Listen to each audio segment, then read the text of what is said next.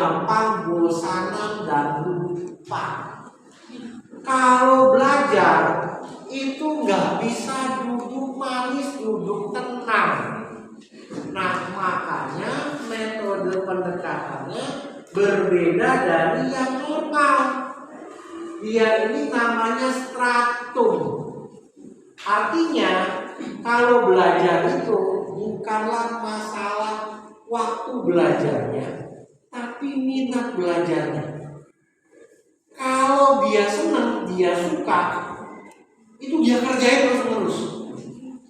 Kalau dia nggak suka, suruh belajar, nggak sampai 5 menit. Bukan 1001 alasan, 1001 demo. Ya meeting lah, dari mana, baru balik lagi. Iya. Meeting siapa lagi. Jadi anak-anak yang superior ini orang tuanya perlu super karena apa? Yang dicari bukan waktu jam belajarnya, tapi harus membuat anak kita suka pelajarannya. Makanya lebih susah. Jangan pernah bilang ke anak superior, nah tadi di sekolah belajar apa? Nah, antenanya udah naik tuh, pasti suruh belajar lagi. Belajar bosan gitu ya. Tapi kalau kita bilang kita udah tahu loh, dia lagi belajar hitung-hitungan. Kita bilang, mama nih mau beli buah apel nih, kira-kira berapa banyak ya supaya semua bisa makan buah apelnya satu-satu. Dia mulai, yuk kita ke supermarket. Ini 1, 2, cepet dia seneng tuh. Nah itu dia belajarnya benar. Jadi belajarnya learning by doing. Model belajarnya adalah langsung aplikasi, langsung berkegiatan. Dia oke. Jadi kurangin pembelajaran yang banyak menggunakan worksheet segala macam, tapi suruh langsung kerjain. Nah, habis itu kamu dapat nih, kamu isi. Isi. Jadi memang model belajarnya seperti itu. Makanya kalau belajar betul-betul lama atau apa, cukup waktu belajarnya 30 sampai 40 menit. Habis itu break dulu, ngapain dulu, baru ulang lagi. Kalau langsung, itu langsung uap juga. Paham, coba. Nanti sore ditanya, yang itu tuh. Jadi modelnya seperti itu. Jadi anak-anak ini bukan dia nggak bisa, dia bisa, tapi pendekatan belajarnya kita kurang. Lalu anak-anak yang superior ini nanti di kelas itu cenderung jadi provokator dan provokator. Bukan karena dia nakal, tapi karena dia nggak bertahan. Nanti colek temennya, istirahat kita main ini yuk. Atau bilang, papaku baru pulang loh, beliin mainan. Terus bilang, mamaku tadi masak ini enak banget. Dia rame sendiri karena dia nggak bertahan. Tapi seminggu sekolah dia sudah bisa bilang, ibu guru yang ini suka begini. Kacamatanya begini, jalannya cepat. Itu anak-anak superior. Yang unik, yang aneh itu lebih cukup diperhatiin sama dia. Jadi model belajarnya seperti itu. Nah, kalau anak superior kan stratum ya Bapak Ibu ya. Kalau nggak mau belajar terus-terusan, ya perlu disetrum. Disetrumnya bukan setrum beneran.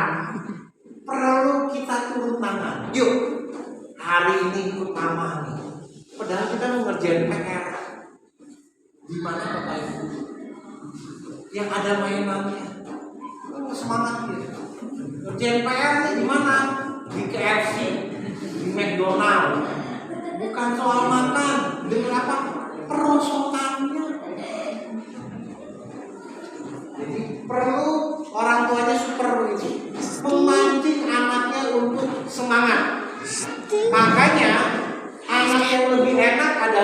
anak yang hasilnya normal, masalah belajarnya lebih sedikit dibanding dengan yang superior, walaupun namanya super, gitu ya. Kira-kira begitu. Nah, lalu bagian berikutnya, bagian C atau bagian D, kemampuan dasar yang mulai dominan. Hasil yang aritmatika berarti putra-putri Bapak Ibu itu nggak suka lama-lama, apa-apa maunya cepet, maunya instan. Minta sesuatu itu pengennya cepat. Nah, biasanya anak aritmatika lebih cepat belajar angka dan hitungan. Jadi yang perlu dibantu di rumah adalah huruf dan baca. Biasanya mereka ini kalau belajar jangan pernah bilang lama atau susah. Itu udah gak semangat.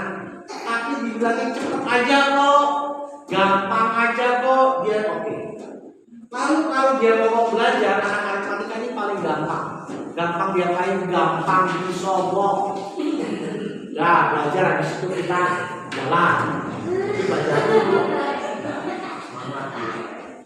Yang kedua logika. Kalau putra putri Bapak Ibu logika, pulang dari sini ganti bimoli, bukan ganti minyak goreng, bukan, tapi bibir monyong 5 cm. Kenapa? Karena anak logika itu kalau nanya itu panjang dan lebar, luas dan dalam.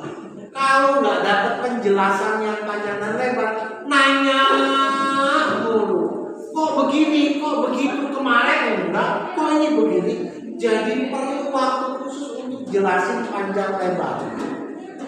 Dan harus sesuai dengan ilmu pengetahuan. Nggak bisa bilang dari sononya. Dari sononya kok bisa.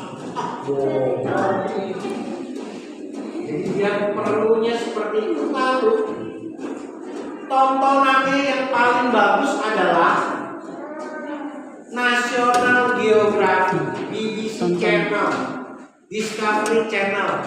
YouTube-nya itu percobaan-percobaan IPA Science. Itu membangun pola logikanya menjadi bagus. Jangan kasih sinetron dan drakor. Kenapa? Besok pandai bersandiwara. Ini yang logika. Yang persepsi ini demennya ngobrol, demennya main. Walaupun nanti sudah SD kelas 1, harus ada waktu bermain yang cukup banyak. Bukan cukup ya, tapi banyak. Jadi main sambil belajar. Belajar dulu baru bermain. Kenapa bukan main dulu baru belajar? Kalau main dulu udah keburu capek otaknya, udah gak maksimal. Belajar dulu baru main. Senangnya ngobrol, senangnya berteman. Nah, untuk anak yang persepsi, Bapak Ibu pulang sekolah jangan jemput tepat waktu. Bukan saya ngajarin supaya Bapak Ibu akhirnya oh ya udah sejam lagi deh kebetulan nih. Lalu bilang pihak sekolah, Bapak yang kemarin jelasin asesmennya bilang begitu. Bukan, lama-lama cukup 10 menit sampai 15 menit saja. Paling lama 15 menit. Kenapa? Biarin dia main dulu, masih lari dulu di sekolah, masih ngobrol dulu, dia happy. Dikasih waktu bermain yang lebih. Sekarang ini Romawi kedua